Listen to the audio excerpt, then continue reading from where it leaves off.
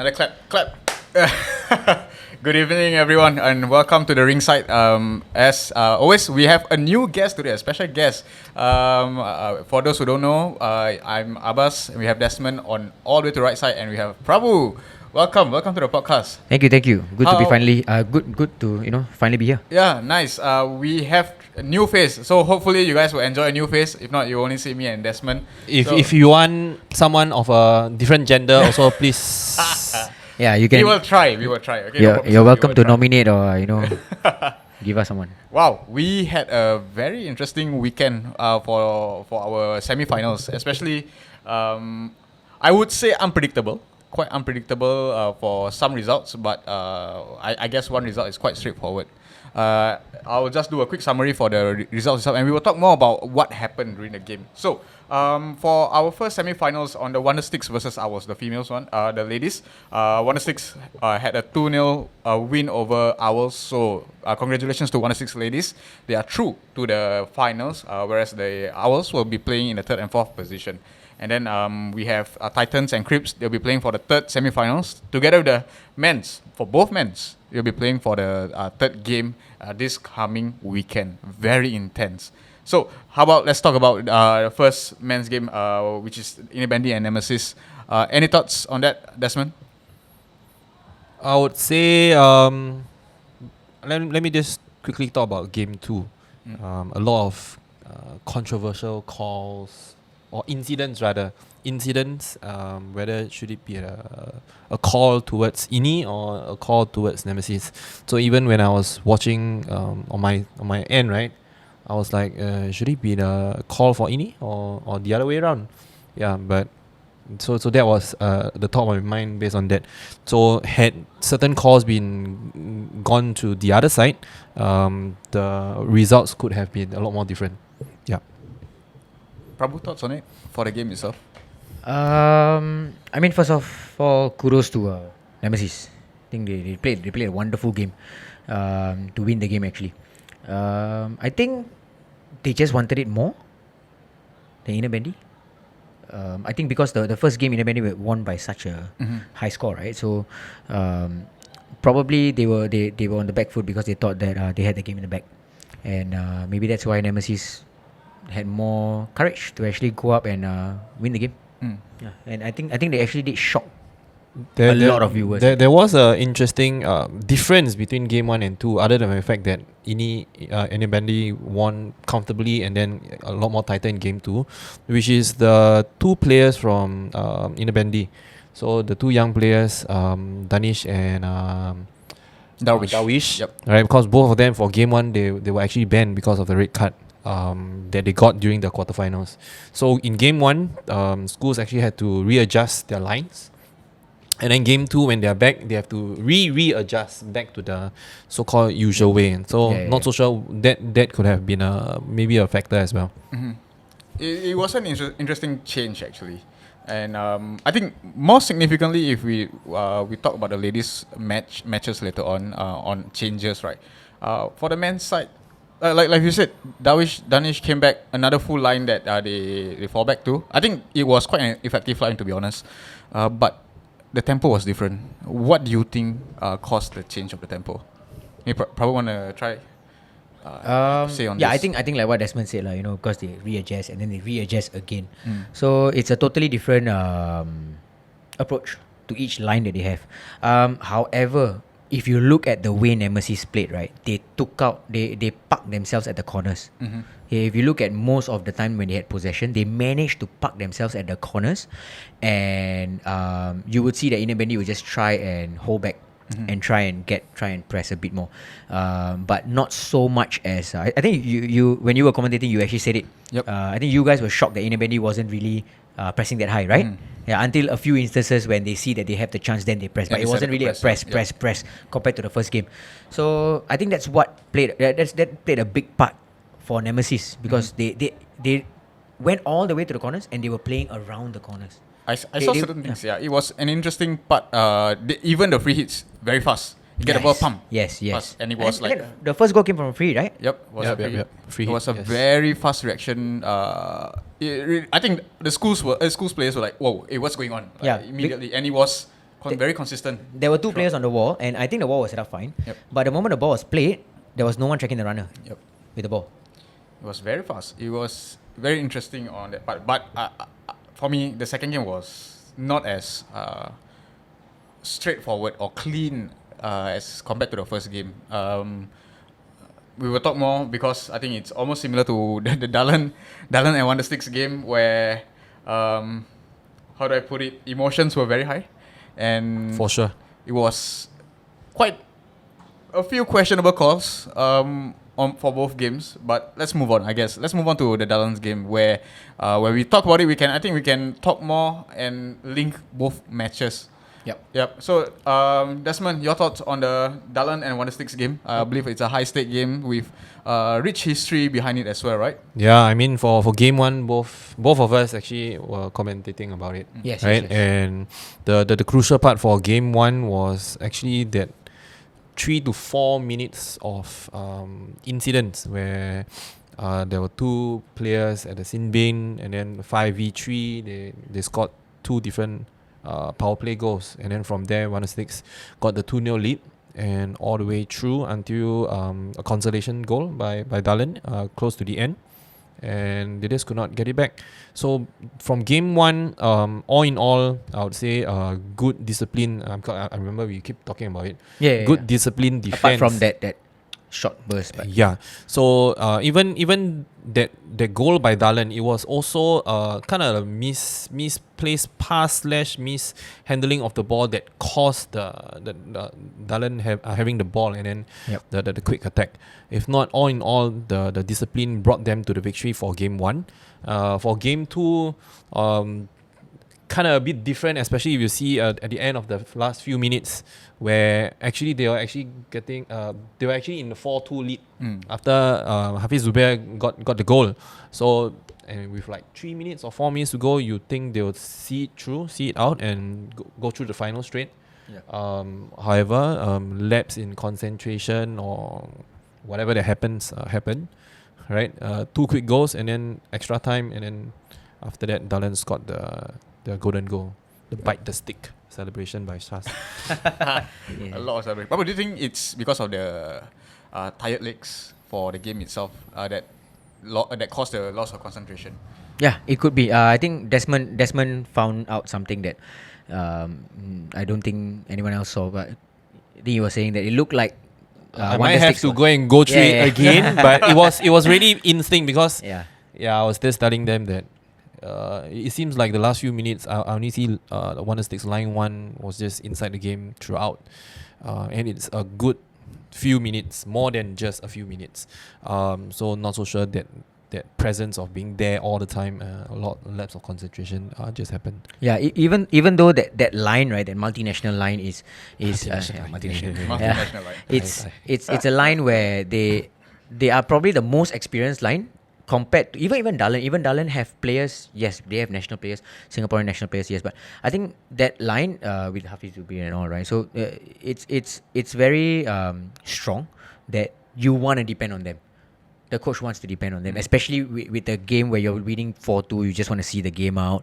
But of course, tired legs comes in, plays a big part for floorball. Because we are all humans. Yeah. And especially if you see that last goal that came in for Shazni, it was through the middle, the extra time goal, right? It was through the middle. It's very rare for Shazni to see a shot from there. Actually, Yes, it's very uncanny of the tactic that Wondersticks have set up actually, because I think from what we noticed from game 1 and game 2, game 1 mostly there were a lot of shots taken from the side from Dalen, and mostly it was blocked. Yes, because usually shots very from the side it's always defense, blocked. So very disciplined.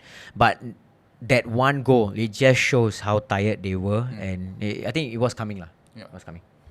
Dalen really capitalized on it. Really, whatever the emotions that game, and it was quite intense. We can talk about the intensity of the game itself. Dalen capitalized, and we from the top everyone was feeling it. I know it's gonna be a Dalen. It's really gonna be a Dalen's day today because they were just giving everything at the last few minutes, and especially coming from behind. And true enough, I think within 30 seconds of the match itself, done. Game over. Shazni celebration, the stick in the mouth, and then, wow, let's talk about the crowd, man. Would you want to, since you're a referee, would you want to be the referee for that game? With Scary. the crowd, with the intensity, I still feel that crowd was okay compared to what I refed in SUniG, Polite. polite. I know, I was there. Last year, Polite. Yes, last year Polite. Last year Polite was a killer because the crowd Next one coming up. the crowd is literally outside of the rink. Yep. So when you go out, you're actually pumping into the crowd. And then you have all the words hurled at you, you have everything. Yeah, so I think that is one tough crowd. Also another one that I ref in with a tough crowd was YFA youth, because you have all the parents there. Oh, the parents, yeah. Yes. So I think it got to a point where the penalty shootout was quite noisy. And we had to address the crowd. Both referees, we had to address the crowd and tell them that it's actually unfair to the teams that you are making so much noise It's part during of the the penalty rule, shootout. is it? It's Or- not. It's not. But It's we like were a trying. unspoken Kinda it's an unspoken gesture rule. Etiquette. or- Yeah, Yeah, so yeah, It's so- like when so- volleyball, you do a serve, everyone keeps quiet. Yes. Yes, so, yes. so we were just trying to appeal to the crowd. I mean, we of course didn't tell them that you have to keep quiet. We were just telling them that Respect. because there was one penalty shootout. There was one penalty that happened, and when the forward was taking it, I think everyone was all the parents outside were just shouting like, hey, you're gonna miss it, you're gonna miss it. So yeah, it's not Uncalled fair, for, lah. uncalled I mean, for, the- yeah. actually by right, the rule is if we can find out who the teams are supporting, we can actually go and tell the team that if you do not control your fans, we can actually give you a punishment. Oh, Yeah. interesting. Yeah, Wow. so they have to control the fans. Oh, interesting. Yeah, but part. of course, that is if we can find out who is, So we just thought that by being fair and appealing to the crowd and addressing them and asking them, but we try not to address the crowd. But it's just that because it was at that kind of level, So of course, Polite, I'm not going to address the crowd. Here I'm not going to address the crowd. No, never. Do you know that yesterday we had the highest views for the match? I think about 1.7k, right, Leandro? It was a lot of views for the Dalen and Wondersticks game. After even more than the one on Saturday. Yeah, On Saturday, yeah. I think we had 1,000. And physically here, I think it was. It wasn't a full house, but I mean, you can really feel the The crowd noise there. and all the It was shouting. mostly and the whatnot. Star Academy boys Yeah, from so Dalen. maybe there's no training. Then after that, they come down, or they post online. Hey, come down, support. Maybe they were forced to come down. So you see, there's two academies here. We have the YFA and the. Yes, I mean, we there's a long history behind this. Yep. Do you think it contributed to the people coming down and watching the game itself? As in the background of it, the situation. I mean, for sure, because like you just mentioned, it's two distinct academies. Those known to the floorball scene, especially for the youngsters, right? I have youngsters coming to me, Coach, what do you think of this academy?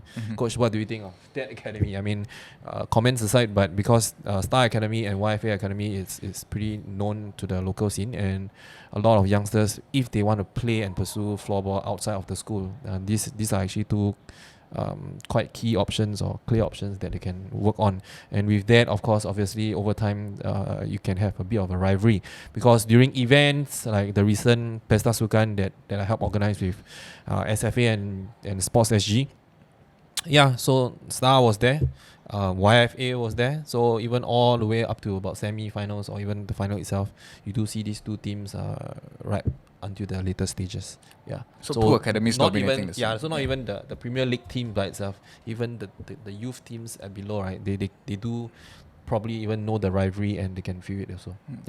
Interesting. Wow. We start from young. These players, they will learn about the history of these clubs. Do you think somehow it's beneficial? When we watched the game yesterday, it was intense. I would say the crowd somewhat, even for the Nemesis games, the crowd somewhat. They do play a part. Yeah, they do play a part. do. There's an influence there. Even like some players like taunting the crowd. We see this in high level football, but those players are being paid millions or thousands, should I say? But some even paid millions, but they still can't handle the stress and pressure as well. yeah. Right? So Hashtag Harry Maguire.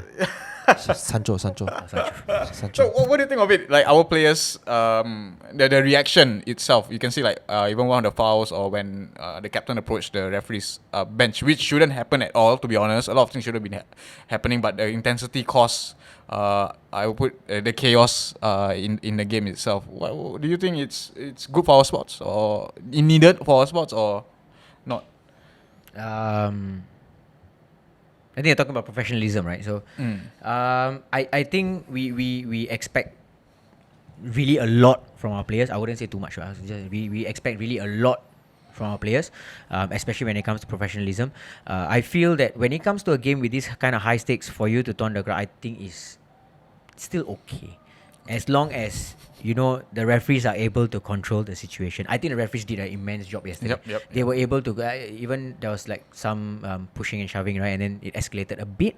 But the referees were very well equipped to know how to actually handle the situation. So even when if you notice, whenever a team scores, the referee actually runs. I think both Oswin and Arif, they both ran over to the team side and they told them to go and celebrate at their own corner, at their own half. So that was very, very well handled. So that is what is very important for a referee to actually watch, to know that just after a goal is scored, your role is not done. There has to be one more person actually watching. Yeah. Desmond, your thoughts? Do you think we need this kind of intensity or rivalry? I mean, because of the rivalry itself, if you talk about taunting, I usually use the word trash talking.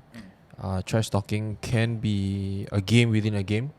It can be between just two specific players, or it can be two different groups from time to time during the game. Me being me in the past, I would probably say no. But as of me watching too much of YouTube videos of Kobe Bryant, so the late Kobe Bryant, right? He has videos of him talking about literally like the art of trash talking. How you can handle it, but you gotta handle it with a certain way of, I would say, etiquette or probably professionalism. Then you're talking about the greatest. It's Kobe Bryant and Michael Jordan. So trash talking can go sideways, can go to the bad end where fights might occur. But it can also be, like I said, professional, in the sense that certain nicer words are being used, but you are playing mind games towards your opponents instead. But yeah, that's my point of view in a quick nutshell. But if in terms of handling crowd, certain players likes it because it I don't know, they feel that it embraces them more. They like the pressure. They can perform better because of it. Showmanship. Yeah, whereas on the flip side, some might not be able to handle it. If you don't handle it properly, you crumble, performance affected, then that's on you too. I think overall, showmanship plays a very heavy part in every sport. How you rile up the crowd, how you actually get their attention. You can't just be playing a game and then like just walking, right? So showmanship plays a very, very important part. So like we saw in yesterday's game, right? The way the players celebrated, the taunting of the crowd and all this. It's still mellow. It's still mellow. It's like I said, the referees have to handle the situation, and I think they handled it well. But of course, if it goes overboard, then there comes a warning, and then there comes the punishment and all this. So yeah, but I think yesterday was still mellow. It was still not bad. For me personally, the issue is, I won't say issue. I would say that yes, sports is entertainment, definitely.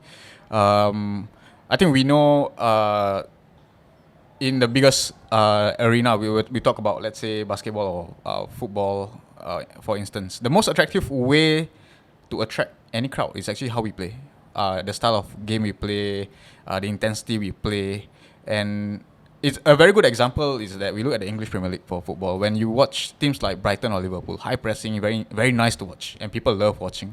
As compared to other teams that always end up fighting or yellow cards and whatnot, but people still watch. Park the bus. Or park the bus. This kind of things. So I'm quite on the fence on taunting the crowd and whatnot. But when we were still playing all that, my mindset is really whatever trash talk or whatever it is that comes to me, I would just smile. Yeah, for me, it's I just like. Do you know that smiling, in my point of view, right? If you smile it in a different way, that's trash talking indirectly by itself. It's trash talk. Yeah, so that's what I mean by being a bit more smarter, street smart in that sense, but rather than all the abusive, I always see vulgar. this trash talk. Even where I will tell my players or my kids, right? Whatever trash talk they're gonna say, vulgarities, whatever it is, right? It's because they don't have the skills to meet your standard. That's why they are reverting or they are using this open close inverted comma other tactics or dirty tactics just to get into your head. So I use that. That's personally what I will tell the players. So good, means you are on the positive side already. You're on the winning side because they don't know how to beat you. They're using this trash talk in a way. So I'm not sure if players sees that, our League 1 players sees that, especially on the men's side. But like I told you, I think I talked to Desmond about this before. It's the emotions. Our men's game are more emotional than the women's game, basically. And it's normal in sports. Surprisingly, right? Yeah. It's not surprising for me, but it's normal. It's normal because... because it's sports. Yeah, it's an outlet for them, I guess. But again, at the end of the day, they're going to see each other after the court. It's a small community. You're going to be friends. Yeah. I mean, apart from the rivalry or the story behind these two clubs, I don't know. You know, I'm still on the fence on this. Still entertainment. I think if you watch the end of the game, right, you can see the moment the game ended, there was nothing. There's a lot being said during the game from both sets of players. But the moment the game ended, you see them high-fiving, you know, saying thank you and all this, and then checking up on the player who's injured. Of course, get well soon, Kum. If you don't know who I'm talking about Kumresa Pasupati, who got injured. The injured, in the game yesterday. But yeah, so even the Wondersticks players, right, they actually line up and they actually went to go and talk to Kum after the game ended. So yeah, that speaks boldly of our floorball scene, because after the game, they just go back to being friends. Yeah, let's hope it's really the intensity of the game itself. Because right now with social media, one thing, if we post anything, things can happen to our reputation itself. Yeah. So I think just like you said, once it's the end of the game, everything stops. Maybe if there are talking points, maybe can discuss. We need a proper channel to talk about it. Actually, you know, a proper channel to discuss with everyone. Yep. Okay. And probably just a reminder again, more comments to our podcast if you have any injections, because Leandro wants to have more comments. Every time there's a comment, he will actually forward to us. There's a comment. Every time there's a comment, you should do one push-up. And maybe there'll be more comments. Okay, let's have 100 comments. Yeah, you have any comments, just please put in the comment section, and we would love to see. Maybe it's also a way for us to improve as well, you know? Yeah, especially mainly, you know, topics to talk about and all this. We're always welcome to hear something from the comment section to see what we can always talk about. So that's why, you know, the men's game, I told Desmond, the tactical part will always, most of the time, even in high level sports, it's out the window. It's those who have more discipline, more heart for it. So it's that's why it's interesting. That's why it's fun to watch also. Yeah. So now let's segue to the women's game. My personal opinion, I will start with this because Titans again. Titans and Titans and Owls actually. We can see more of the tactical aspect, the changes of the tactical part. Okay, yes. You know, it's very clear. I will just put it out. The identity. The moment we talk about Owls, what's the identity? Counter-attack. You know, when we talk about Titans, high pressing. On the first game, Owls tried to press Wondersticks, and Wondersticks. You thought they are Titans. Sorry? So you said Owls Owls thought they are Titans. okay. That's what I meant. No. Yeah, Owls decided to do pressing. I'm not sure. Maybe Jatin introduced pressing during training and whatnot. I'm not sure. But it really caused a bit of a stir. For me personally, even the scoreline doesn't reflect Owls' game 2. Owls played well in game 2. Just didn't finish off. But in game 1, they tried to press Wondersticks. And look at Wondersticks it's an outfield player who's playing a goalkeeper. You know, and they press, but Wondersticks were like, okay, you press us, we know how to counter press you, and they just attack freely, free roaming with 2 lines. And when you don't stick to your identity, or you don't, for me personally as a coach, if you don't stick to your identity and your game plan that you've been building your whole season, and suddenly you change because of certain things that you're not used to, oh my goodness, the game just changed like that. Even for Titans, I was screaming inside while watching the first game. I was like, what is going on? I remember me commentating, it seems like their formation, it's that formation instead of the usual formation. Is that meant to be? Obviously, I don't have the minds of Jonathan, so I do not know why, or is it a coincidence or whatnot. But Abbas, you can carry on. So the struggle. Just touch on one point and you guys go ahead, man. Carry on from there. So if you notice, during the last minute of game 2 for Titans and Crips, I believe Crips was losing, right? Yeah, so Crips was playing with 6 men. They took out a goalkeeper, but they didn't know what to do. Titans was holding the ball, and Crips did not press. Titans was holding the ball at Crips half behind the goal, and Crips didn't press, albeit having the 6 men. So that was very weird for me because, in your point of view, yes. Yeah, in my point of view, and everybody watching. But the thing is, they are not trained. They Yes. probably have not done this in their life. Yes. Or in a training session, I would say. Maybe they done it before, but not in their Yes. training session. So it's not, like you said, the identity. So they don't know as a 6-man team, what do we do? And then towards the last few seconds, they were like, hey, you know what? They actually can score. Then the goalkeeper came in back. And that was like last 2 seconds. So yeah, it's a weird one. It's a weird one. But I guess what you're just trying to describe, it shows whether they have trained it yes, or not. correct. Yeah. So why do you want to do it when you have not trained, you know? So personally for me, when we talk about the identity part, you know, from when my school started, I told you it took us like 4 or 5 years to get our identity and culture down. So we are known for our high pressing, but doesn't mean we don't know how to defend, doesn't mean we don't know how to counter attack. Actually, when you look at our school game, I mean, I can only talk about my school game because I only coach my school, right? They know that even they tried to attack us, they realized that actually we can defend and we can counter attack well. So we didn't lose our identity even when we changed towards the semi-finals and the finals, and that's more high stakes. And when we watched Titans yesterday, the game 2, my goodness, it's a very different Titans. It's like back to the old way, high pressing, and Chris was like, what are we going to do? Even they had to rely on Sean to. Even Sean was, to be honest, she wasn't having the best day yesterday. Yet she managed to score 2 goals. And culture identity is very, very important, especially at this crucial part of the game itself. You know, Wondersticks, have you said the men's, the moment they lost their shape, their discipline shape, pump, Through the goal middle. went in, Shasni scored. Yeah, so it's very, very crucial. You know, maybe we don't know what's going on. It's easy for us to be at the side and just comment it. Talk about but the moment we are at the bench and deciding the game itself, you know, we are thinking a lot. What would the opponents do? What would we do? Yeah. You know, but kudos to the coaches, especially both sides. Coaches decided to counter attack each other. The mind games before the indirect mind games before the match itself, and then going in with the game plan.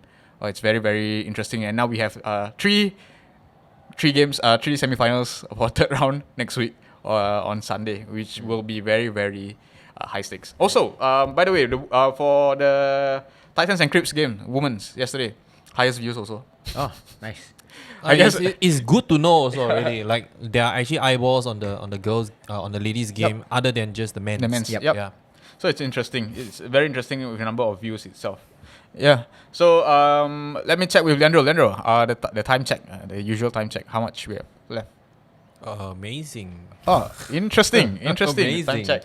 I didn't know we have. So how do we want to So segue far to SUniG, or later on we can come back to talk about interesting points of the podcast 4B. Yeah. So 4C? anything want to add on about the league itself?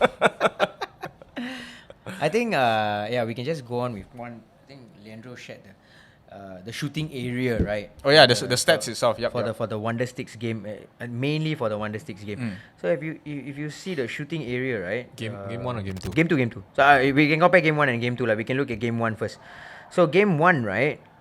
You can, if you watch the live from game 1 and game 2, right? And then at the end of the game, they put up the total shots and all this. So you can see that Dalen's shooting area, right, in the middle, is actually 34%. Okay? It's actually 34%. And then Wondersticks shooting area is much more higher, 58%. Everything came through the middle for Wondersticks. I think mainly that was because of the 2 penalties that Dalen considered, or maybe they're on the counter attack. Because we all know that Wondersticks were defending more, and then they were going on the counter attack compared to Dalen. And then when you look at game 2, right? Game 2, you can see is the same, is roughly the same for Dalen, 27%, right? But the tired legs is what proved it. Is what proved to be the difference. And for those who don't know this, it's the stats itself. It's done behind the scene with a few of the crew that works with Leandro. Some of the stats I work closely with him, so it will be very valuable if you can introduce to a lot of teams actually to teach them how to take their own stats, and even our national teams itself. Even if you can teach our kids, because you see, like now, when you look at the situation, when you were comparing the first game and the second game, and you can identify the areas. And by just looking at the video and the stats, it's amazing. It's really important. So if those coaches who wish to know how to do the stats, I can show you. Just approach me. I can even share with you the documents itself. But yeah, again, it reflects the identity of how they play, right? Some self PR for yourself. No. Drop in the comments your contact number. Yeah.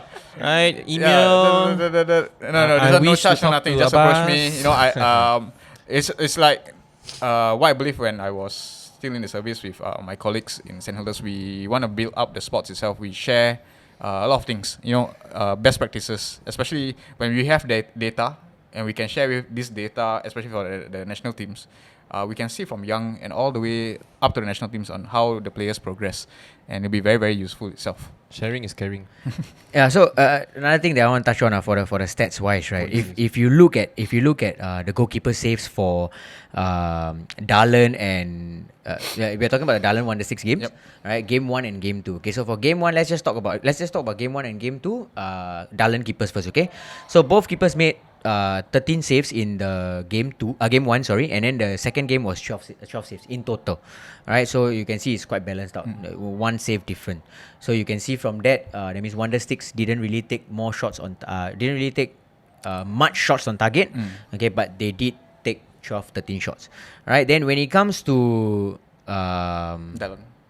Yeah, Jepal for Wondersticks, right? So Jepal for Wondersticks, the first game he made 17 saves, a whopping 17 saves. Okay, one person making 17 saves. Right, so it shows that he actually kept them in the game and he won them the game. Right, he won them the game, and but if you see the yesterday's game, right, he only made 7 saves. And how many did they concede? 5. Yep. Right, so he considered 5, and he only he made only 7 saves. I believe that the reason why he considered so many more and made lesser saves in the second game is because of tired legs. He's the only goalkeeper they have.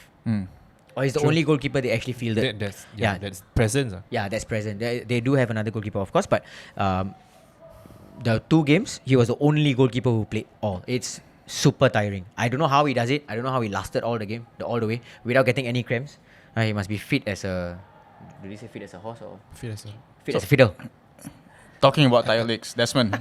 Yes. What do you think about the last minute or so with one line playing? The open close inverted comma one line. You saw it, yeah? I have to. If I want to, I have to just look back. Or you guys can look back at game 2, the last 3 to 4 minutes, because there were a lot of goals, probably some incidents and happened. And as I finish the game, even after extra time, I was just, sometimes you just think back about the game by itself, I was like, why do I seem to I can only remember just line 1 being present on certain court. players, the multinational. Yeah, because you have that image in your brain. Yep. I'm a very so it's visions in my brain. So then, there's just a comment that I come out. So, but I need to really go back and track. But if it really is the case scenario, then if on hindsight, or if for the Wondersticks side, would you, the coach or the players, would you have actually placed your line 2, or even, I believe that there's actually line 3 worth of players' presence over there. But why do you not utilize them? Why do you not change? Is it because every certain situation you only want your line 1 to be there, and therefore certain situation happen and another situation happen, and therefore the line 1 is being kind of indirectly forced to be in the court? There are cases of that before, so that can be a point for them to take note moving to the game 3. And we saw this in Polite as well. That's why I say this, because and it became very intense. Because yes, I mean, I'm obviously one of the coach for one of the teams, and me seeing opposition doing what they're doing, and I'm like, why aren't you playing more players? Yeah, correct. True. Yeah, but to play with just 2 lines is one thing, but if really to just play with 1 line for, let's say, a good 3 to 4 minutes or even 5 minutes, it's a total different ballgame. Yeah. Conditioning, that's on a whole different topic again. Yep. Every week we'll be saying whole different topic, another whole topic. Okay, let's if there's nothing else, let's move on to SUniG. Sure. we have some interesting things that happened during SUniG itself, but just a summary of the scoreline. For Thursday's game, NTU versus SIM. For the women, it was a 6-6 draw. I was there for the game itself. Really, I'm not sure how I can address this, but it was for the women's game. It's NTU had a better quality, but SIM were more in control, stable. That's all I can give. But as NTU was in the lead, then they lost the lead. So I got no comments on that. Some players spoke to me. NTU and not NTU players, but it is what it is. Not much to comment about. For the men's team, on the other hand, clutch players, experienced players, really, how do I put it? Saved their schools basically. I think that's why our national team players or former national team players do have their qualities, and in the school games, it's more prominent as compared to the league games itself. Then we move on to the Saturday's game. You were refereeing the men's game, right? Yep. There's a story there. So let's just summarize the scoreline first. For NUS, women's they won 9-3 against SMU, whereas for the men's game, the NUS lost to SMU 4-3 with some interesting things that happened. And subsequently, the game SUSS versus SUTD. SUSS women's won 16-0 and the men's won 22-1. 16-0. 16-0. Yeah, 16-0. And the men's 22-1. So let's go back to the NUS men's game. What happened there? What was the interesting situation? Or let's try to be as cordial as possible. Okay, hand sign. I actually do have my red card in my bag. But yeah, it was just... it was a very small... Small? Nah, I think we can't use the word small, right? No, Yeah. when you... Yeah. How is it small, man? Okay, so yeah, so I can't use the word small. Yeah, I would say unprofessionalism. Unprofessionalism. Yeah, okay. unprofessionalism. Just players not keeping their cool, not letting referees handle the situation, and taking matters into their own hands. So although the physicality was still low compared to the other fights we've seen in floorball, both in our game and in Europe as well. But yeah, to me and to my other referee, Shai was the other referee. So to us, it's a no-go. You do not lay hands on your opponent. You do not provoke them. So what exactly happened in terms of you said? Okay, so the exact situation was, after one of the players scored, he turned around and he shoulder barged the opponent. So from my angle, it was very clear that I could see his eyes, his intention, and even when I gave him the personal penalty, he didn't complain. He knew that he was in the wrong. And then after he barged into the opponent pushed him from behind. I mean, it's a normal reaction, but of course we don't condone that as well, because that is what started everything else. So players came in, and then there were two players who actually pushed the NUS player, and then there was another NUS player who came in and went into the players went into the SMU players in a very provocative manner. So that's why the 3 red cards were given, because you should let the players. So according to the rules, we referees feel that whoever's in the court at that point of time is able to dissolve the situation. So if it's 5 versus 5, it's 5 versus 5. Yeah, it is 5 versus 5, right? So Don't plus the add any goalkeeper more bodies. plus the goalkeeper is 6, right? So the 12 on the court should stop the situation. We shouldn't have anyone else coming in from the bench, even the captain. No, if you're outside, you stay outside. Let the referees and let the 6 people in the court handle the situation. Anytime you come in from the bench and you involve yourself in the altercation, it's a straight red, right? Sometimes it might seem like you're pulling your player back, but to the referee's eyes, it might seem that you are doing something, because it's a huge commotion. Yep. We only have 2 sets of eyes, so we have to try our best to look, and we also have to try our best to control the bench players, tell them not to come in. So this is actually a huge task for referees when it comes to this kind of situations. So I think, like you saw the situation on Sunday, it didn't really escalate too much, but the referees, it was because of the way the referees handled the situation, using their whistle to blow, going in to stop the players and pushing the players aside. That actually speaks volumes about how the referees were able to handle it. So back to the SUniG game, right? Yeah, I think it's also difficult for... Okay, we'll talk about both sides, since we have a referee here, and we'll talk about it. So it'll be good for the viewers to understand as well. And we can speak on behalf of the players and the coaches side as well. But now an additional information that we've gotten when you said 3 red cards means the max in a sim bin there can only be 2 right now. Yes. So for anything additional means it's the 6 minutes, 2 plus 2 is 4, and plus 2 is 6. Yes. You will have to wait out for the first to finish first. Yes. So you have to manage that. Yes. Stop the game. Let someone else come in and. Yep. So how we managed the situation was because we knew that the coaches and the captains were going to have a tough time to actually manage their own situation. So we just told them that okay, you guys will actually be playing with the 3v3 now, until we tell you can play with a 4v3 or with a 4v4. Fullback. Okay. Or the full strength. full strength lah. So So if you issue a red card, it's followed by a 2+2. Yeah, so that is something that I don't think a lot of people know also. So if you issue a red card, it's followed by a 2+. And that's why I'm listening. Sorry. So if you issue me a red card. Yes. Somebody else. So you have to leave. You have to leave. Obviously, okay, bye. Somebody else from your team has to sit for the 2+2. Yes.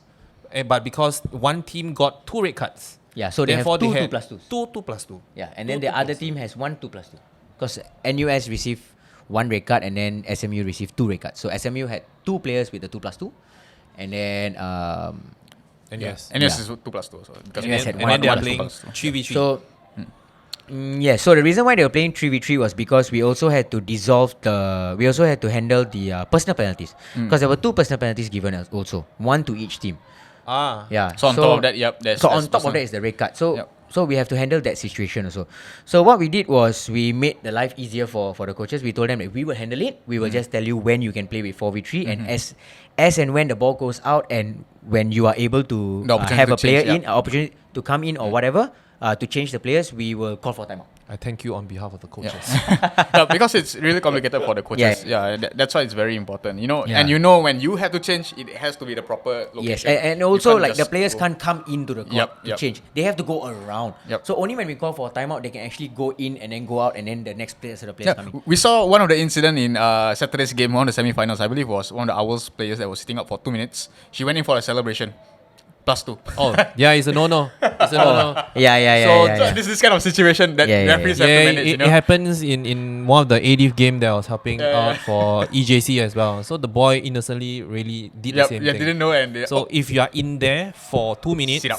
Just sit your... just sit. Yeah. You on can the only bench, go on back the for the chair. period break. Yes. But of course, just ask the match sec first whenever you want to go. Ask the referees, can I go? Like what Prabhu said, remember the game itself, the referees will say how many will be inside the court. Yeah. Keep it as it is. No one else, even if there's incidents.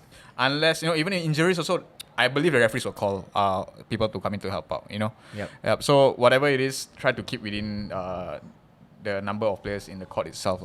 And but, if we go back from this SUniG game, if we were to brought it back to the league game itself, we watched the second game for the Inne and Nemesis. I think, personally, I feel that the officiating could have done better. Credits to the teams that they really gave everything. They did very well to in terms of scoring goals, in terms of trying to win the game. But then there were situations that were questionable calls. We had a goal that was disallowed and we were confused. We had fouls that were not called, slashings that were not called. There were so many things that I find for that game it was difficult. For us viewers, imagine viewers are finding it difficult, and then players and the coaches itself are there. And then whereas we look at Dalen's game where it was intense, there were calls that were not made, but the referees managed the game well. So we see both sides of it. It is very very how do I put it? Different. It is very difficult for us to agree or disagree or to take whose side and whatnot. But at the same time, we are all humans.